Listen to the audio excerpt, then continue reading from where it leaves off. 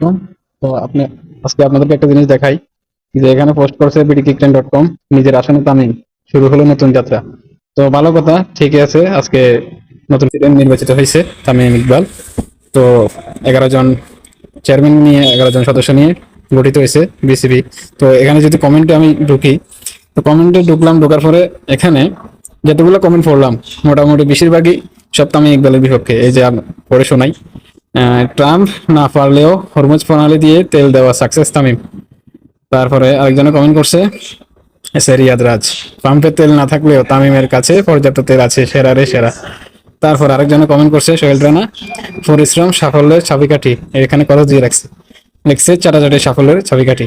ধন্যবাদ তামিম ইকবাল ভাই আমাদেরকে সাফল্যের নতুন সংজ্ঞা শেখানোর জন্য। তারপরে আরেকজন রয়েল খান হৃদয়, এই চেয়ারের আশায় তো এতদিন তেল মেরে গেল খান সাহেব। তারপরে আরেকজন বি মোল্লা বিপ্লব, আকাশ বড় তারা ক্রিকেটের বাকিটা আমি বললাম না, তামিম ছাটাছাটিতে সেরা।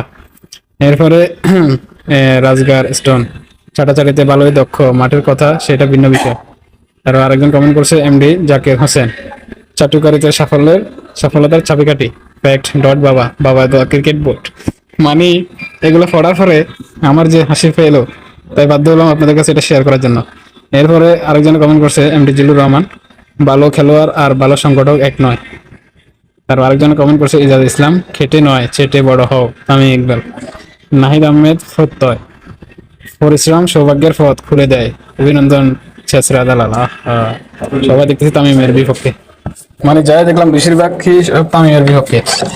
তো আরেকটা পর্ব নিয়ে আসতেছি।